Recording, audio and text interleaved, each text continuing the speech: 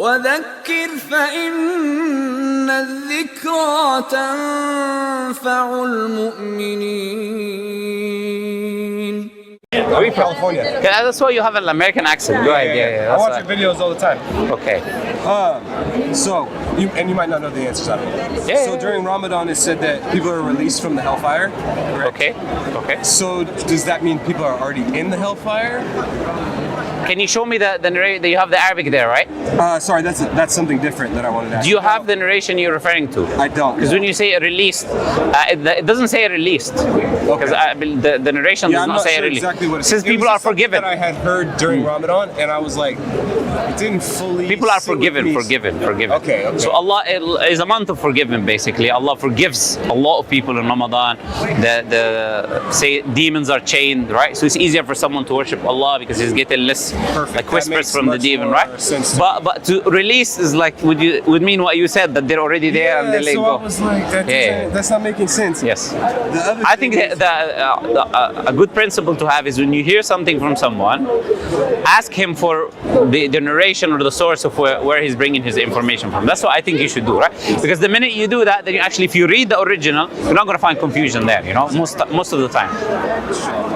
And then the other one, so I'm obviously Revert and my whole family's Christian, and I came across this verse in the Qur'an, and I've talked to other Muslims and they say, you have to be a Muslim to go to heaven.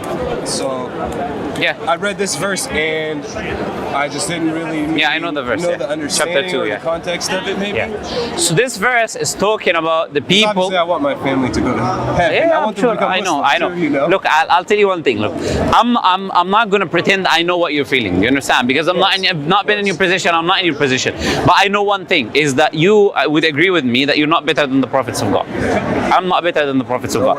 Prophet ﷺ had his uncle who was protecting him all his life. I'm sure you know the story.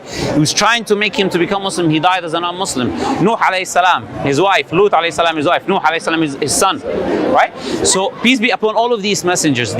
Even though they were the best of people, the most beloved to Allah. Prophet Muhammed is the best of the creation, the best of humankind, not creation, because we don't have anything saying that specifically, right? And you have Ibrahim alayhi salam, the second best, right? Khalilullah. And these people, his father was in the hellfire, right? The father of Prophet Muhammad alayhi salam is in the hellfire. It's a narration where the Prophet says, my father and your father is in the fire. Yeah. So if the prophets, their fathers, their uncles, their sons and their wives, they are in the fire, then we should come to an acceptance of that. This could be a reality to any of us. And you don't have to be a non-Muslim to go to the hellfire. Someone can be living his life as a Muslim, and in reality, in his heart, he's not really a Muslim, right? So we might be thinking my brother is a Muslim, but he dies, is actually not actually a Muslim in reality, and he goes to the fire, right? So this possibility would apply to everyone.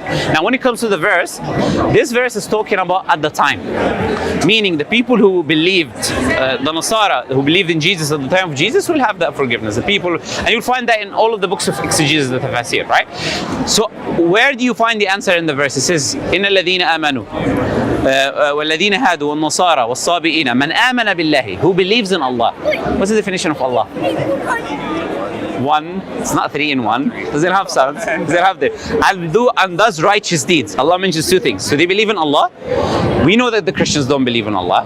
They do, and we know that ascribe partners to Him. But that would not mean it's Allah. Yeah. Do you understand what I'm trying to say? So the Trinity is not Allah. We have to be very careful there. So they don't believe in Allah with the definitions of Allah. And the second thing is they don't do the righteous deeds that Allah commanded them to do. In fact, they say you don't have to do anything. You just die for your sins. You go to paradise, right? The righteous deeds is to pray 5 times a day and all of that, right? So this verse would apply to the people who believed in the prophets at the time of the prophets. And it would why do we say that? Because the verse mentions believing in Allah and doing righteous deeds, which does not apply to the people of today, right? And you will find that in the books of exegesis, the books of tafsir, you will find that, right? Make sense? Yeah, definitely.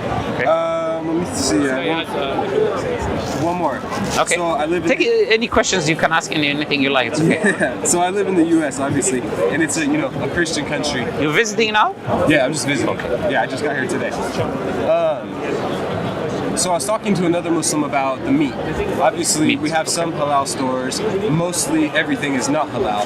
Okay. And I've read different fatwas saying, yes, you can eat from people of the book. And then I've read other ones saying, no, if it wasn't slaughtered the correct way, you cannot. Okay, yeah. And so I know what you're talking about. Listen, obviously it's a good question because this is a big problem that I think is widespread today in the society. That there are a lot of people who give this kind of fatwa. They say, go and eat from the people of the book. Can I eat in McDonald's? Yeah, they are from the people of the book, right? And this is absolute nonsense for many reasons. Okay, obviously there was a fatwa in the past in which at that time there was most of the people were Christians in that community and that country, and these people were slaughtering actually in the Islamic way. So in the past that fatwa had a time in which where it was applied, but today why is it an issue? For two main reasons. The first main reason is that the people in this country are no longer Christian anyways.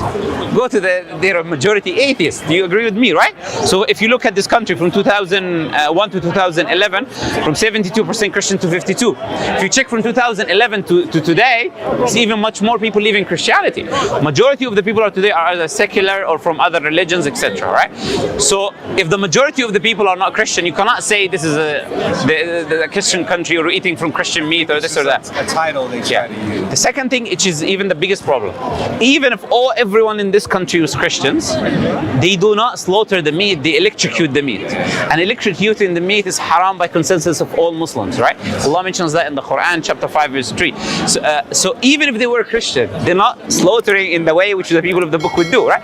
On the other hand, I'll say something important. The kosher shops, you can eat there, because the koshers, they slaughter in a halal kosher way, basically, right? Okay. So the koshers, the Jews, and if you go to like Golders Green or some areas here in the UK, you would have kosher stores in which you can eat, basically, right? Because they are slaughtering the meat properly. They're not electrocuting the meat and killing the meat in that way, right? So, but it's a good question because it's a common problem that I see people doing. Jazakallah khair. And then my last question. So about the fatwas, how does a regular layman person like me go about? Should I just not look into any of them? Okay. No, I think what you should do is to find someone in your community that is well trusted, like you trust his knowledge, you trust his manners, he appears from the outward, because anyone can appear to be good, but Allah knows that, you know. So he appears to be a good person, and that he's not a controversial person. I'll say that's a very key thing. You'll find a lot of individuals today on social media very controversial. Either people refuting them, they're refuting other people. So you see all of this nonsense, right? Yes. It's horrible nonsense. And it just cancels everything out that they've said. Absolutely, absolutely. So I would advise to follow. I would advise. Assalamu alaikum. See inshallah. Assalamu alaikum. See. Assalamu alaikum. So I'd advise to follow someone who's not controversial. You trust his religion, you trust his manners, and then you take knowledge from him. If he says something to you that seems very absurd, then the advice is to go ask someone else with the same characteristics, just to clarify and to be sure, right?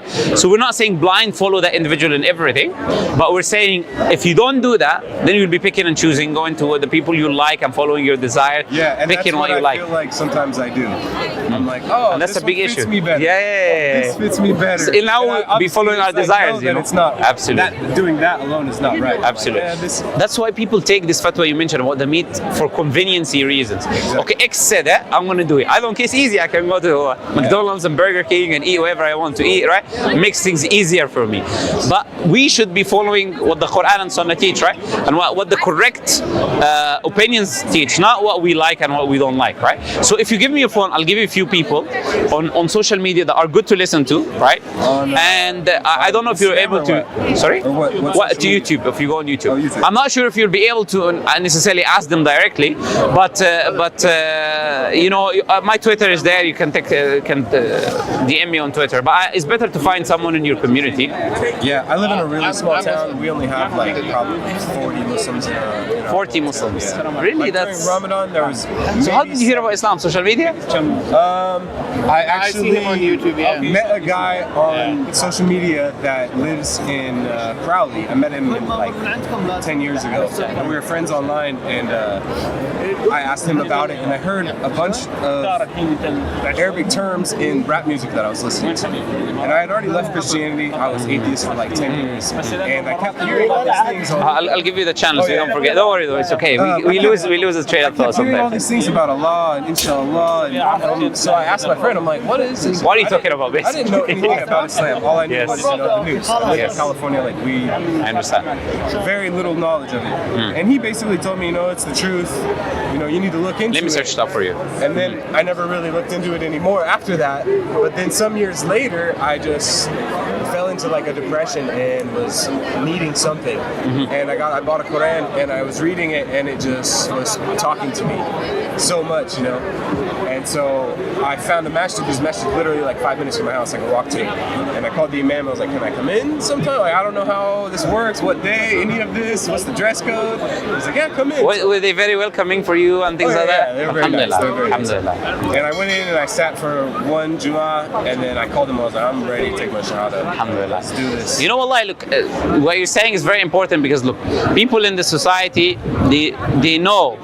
If they don't know, they will find out at some point in their life that materialism is not going to give you contentment and peace. Yes. And I think people found out the most in the period of the lockdown. Because in the lockdown, people were taken away from worldly distractions. Yes. It's no longer Yeah, it was distractions. perfect for me because I Yes. had all this free time Absolutely. to actually look into it. I wasn't working for it just worked out so perfectly. Absolutely. So most people will be like, why am I here? The existential questions will start coming up when you're no longer distracted with the world. Nothing's going on, The fitrah is going to overcome your position, So then it's either someone will turn into depression, not knowing what's going on, and materialism is going to even, or Allah will guide him to the truth if he's a sincere person seeking the truth, So Alhamdulillah, may Allah Azza wa Jal keep you in the truth. So you don't have a YouTube account on this because I tried to subscribe. It's probably because I'm not on my own. I'm just gonna screenshot that. Yeah, screenshot. I'll give you another one. You can screenshot both of them. My service has been so weird because I have a different SIM card because I'm in a different country, obviously. Everything's not working. This one as well. Just screenshot these I love two. this dude. Yeah, you like him, yeah? He's a very good brother, mashallah. May Allah reward him. So yeah, these two. Let me give you one more thing. But this person here that I'm going to give you, he might have an issue with this idea of the fatwa regarding the meat, yeah? But generally, he's a very good, Very knowledgeable. he's a very good person to get. Why? He's I've watched you know so him, many right? of his Yeah. videos. So these are I good watched people. his How to pray video. Especially, look, his videos, I'll tell you something important. His videos are all fatawa, right? So he just give answers to, if you search your question and put his name, I'm sure he's probably most likely, most likely he's answered there, right? Yeah, But the he's meat thing, great. he's got an issue in it, right? Because I did watch him talk about it. Because he takes from those scholars that I told you were in a specific time in which it was okay for people, because most of the people were Christians, they were not electrocuting the meat as they are doing today. have that. So he took from them, but this is not correct because the situation has changed today. Changed. Yes, absolutely. So I think most of the questions you will find answers for them here. And if you don't, maybe you can, you find someone in your community, that imam in the mosque that you went to, maybe he's a good person, you can ask him. Inshallah. Perhaps maybe something like that, inshallah. Yeah? Awesome. I That's it. appreciate it. I want to give you. No, you don't have to. Wallahi, Yes, I want Jazakallah to, I khair. want May to. Allah reward you, akhi, and accept for you. I know, Jazakallah Muslims khair. never want to take any money, man. Jazakallah khair. They won't even go in there. Yeah, no, Jazakallah khair. I watch May Allah your reward you. videos and I really enjoy them. And, Barakallah feek. May Allah Azza wa Jal make dua for me, Make dua for me, inshallah. Barakallah feek. See you inshallah. Jazakallah khair. Barakallah. Assalamu alaikum.